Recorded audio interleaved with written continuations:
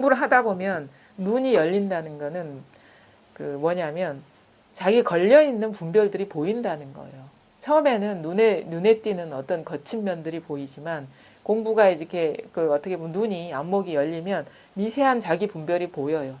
아주 많아요. 아주 많아요. 근데 그게 스스로 알면 그게 망상이라는 걸 알면 이제 탈락돼서 떨어져 나가는데 그 자기를 돌아보는 그런 어떤 그런 공부가 안 돼 있으면 그게 어떻게 어둠에 덮여 있는 거예요. 그래서 떠나질 않아요. 스스로가 망상임을 깨달아야지 그게 떠나는데 깨닫지 못하면 그게 항상 있는 거예요. 그래서 항상 공부는 우리가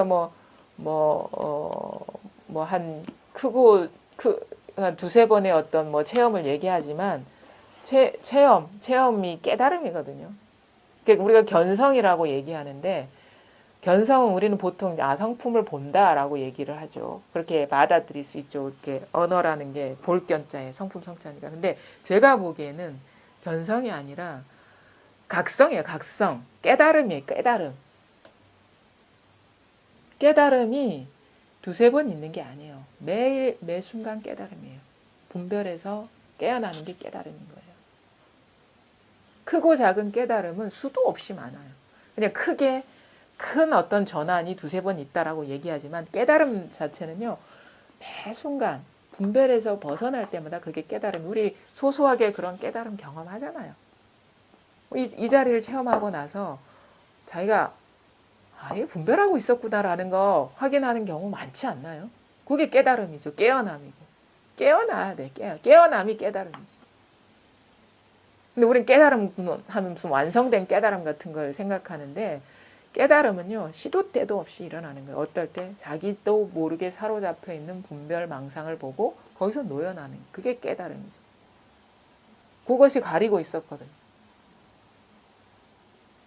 깨어남. 공부를 했다 그러면 문득 이 자리가 드러나야 돼요. 아무것도 물들지 않는 이 본성 자리가 딱 드러나면 그때부터 이제 깨어남이 시작돼요. 깨어남. 근데 그냥 뭐 완만한 곡선처럼 이렇게 스무스하게 넘어가지 않아요. 이게 뭐 뭔가 되는 것 같다가 안 되는 것 같다가 왔다 갔다 해요. 근데 이게 결코 뒤로 후퇴하지는 않아요. 순간적으로는 느낌상 뭔가 안 되는 것 같지만 왜냐하면 뭔가에서 깨어나면 이젠 그 다른 장애물이 또 나올 준비가 돼 있는 거예요. 우리 깊이 잠재돼 있는 것들이. 그럼 거기서 딱 갇혔을 때는 뭔가 안 되는 것 같거든요. 근데 또 거기서 깨어나면 또 뭔가 되는 것 같아. 그러다가 또 거기서 끝나는 게 아니에요. 또 잠재된 분별 의식들이 또 있어요. 그럼 거기서 갇혀 있으면 또 나락으로 떨어진 것 같아. 요게 반복이 되는데 그 자체가 깨어나는 과정이에요. 깨어나는 과정. 깨어나지 않으면 깨달음이라는 건 없어요. 이 실상을 있는 그대로 못 본다고. 근데 우리는 뭔가 체험하고 그 다음에 깨어나야 되는데 깨어나지도 않고 다 안다라고 착각을 하는 그런 경우도 많고 그 다음에 또 이런 거 있죠. 뭔가 체험을 했는데 어느 정도 지나니까 또 장애가 생겨. 뭔가 마음이 불편하고 그래요. 그럼 이건 아니구나. 또 다른 어떤 깨달음을 찾아 나선다거나 아니에요. 체험하면 이제 혼란에 시작된 것이기도 하고 깨어남의 연속이기도 해요. 그거를 버텨낼 수가 있어야 돼요. 그게 그렇게 쉽다고 얘기할 수가 없어요.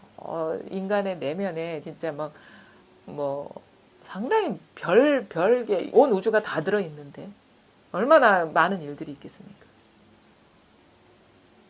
그것을 버틸 수 있느냐? 그게 바로 뭐라면은 진정으로 자기를 구원할 수 있는 어떤 기회를 스스로 만들어 나가느냐 아니면은 뭐 이것도 아니고 저것도 아닌 삶을 살아가느냐 그런 거죠. 쉽지가 않습니다. 체험은 어렵지가 않아요. 자기 본바탕 각성 깨닫는 건 어렵지 않지만 그 말끔하게 깨어나는 것은 어떻게 보면 좀 뚝심이 있어야 돼요. 근성이 있어야 돼. 근성. 버티는 힘이 있어야 된다. 공부는 절대 후퇴라는 건 없어요. 깨어나는 길에는 더 어두워지는 길에는 그것 자체가 후퇴지만 뭔가 자기 분별 망상을 보고 거기서 깨어나는 여정은 절대 후퇴라는 건 없어. 근데 멈추는 일이 있느냐. 견디지 못하고. 이 길에 들어서면 바른 안내를 갖고 들어서면요. 그 있는 시간이 자기 분별을 돌아보면 깨어나는 쪽으로 자연스럽게 시간이 흐르면 가겠지만 그걸 버티지 못하고 또 다른 걸 찾아 나간다거나 자꾸 뭐 구하는 마음, 얻으려는 마음으로 돌아다니면 뭐 아무것도 아니죠. 뭔가 말은 아는 것 같은데 삶은 변하지 않는 그 상태가 항상 있는 거예요. 머물러 있는 거예요. 이게 깨어나야 됩니다. 분별 깨어나고 또 어떻게 깨어나야 되느냐. 그냥 자기 안에 가둬놓을 때는 자기가 분별에 사로잡혀 있는지 뭔가를 쥐고 있는지 잘 몰라요. 근데 그 자기가 뭔가를 쥐고 있는지 분별하고 있는지 그 모르는 상태에 머물러 있지 말고 누군가한테 뭔가 장애가 있으면 얘기를 한다거나 그러면 그 사람이 뭔가를 일러줘서 물론 전환이 오는 경우도 있지만 자기가 자기 문제를 객관화시켜 보면서 자기 스스로 깨달아요. 우리가 그런 경험이 있을 거예요. 뭔가 막 그 선씨한테 이 문제가 답답해서 물어야 될 것 같아. 그래서 그분한테 가서 딱 내놓으려고 하면 그 순간 이거 지금 말할 필요가 없는 건데 이거 망상인데 근데 그런 걸 알면서도 말하는 경우가 있어요. 말은 나오는 경우가 있어요. 근데 말하는 순간 아는 거예요. 망상이라는 걸. 만나기 전까지는 그게 망상이라는 걸 모르는데 막상 말을 꺼내려고 보니까 이거 망상인데 라는 그런 식의 경험들을 할 때가 있거든요.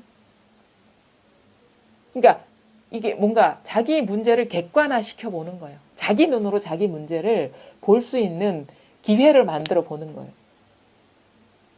그러면은 내가 분별에 사로잡혀 있구나라는 걸 더 적나라하게 보게 되는 계기가 되고 또 하나는 어떻게 깨어나느냐. 내가 엄청난 경계를 만났을 때 내가 헤어나기 어려운 부정적인 경계 있잖아요.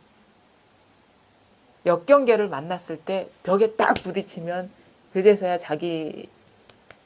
왜냐하면 앞으로 나아가질 못하니까 거기에서 자기를 돌아보게 되고 왜 이게 장애가 됐는지를 분명하게 보게 되면서 그 벽을 무너뜨리고 나아가게 되는 그런 전환을 경험하게 돼요. 그러니까 그런 거죠. 어떤 두 가지 종류예요. 역경계에 강하게 부딪혔거나 공부하다가 그래서 고통이라는 게 결코 나쁜 게 아닙니다. 공부하는 사람 입장에서는. 또 하나는 어떤 선지식이나 아니면 도반이나 공부에 대해서 자기 살림살이를 끄집어내 보면서 자기 문제를 보게 되면서 아니면 누가 전환시켜주는 계기를 통해서 자기 장애를 있는 그대로 보게 되는 거죠. 그러면서 깨어나는 거죠. 또 물론 혼자 공부를 이런 거 있잖아요. 법문을 듣다가 아니면은 이 어록이나 이런 걸 보다가 이 자기가 모르고 있던 미세한 분별들이 깨어나는 그런 경험도 있어요.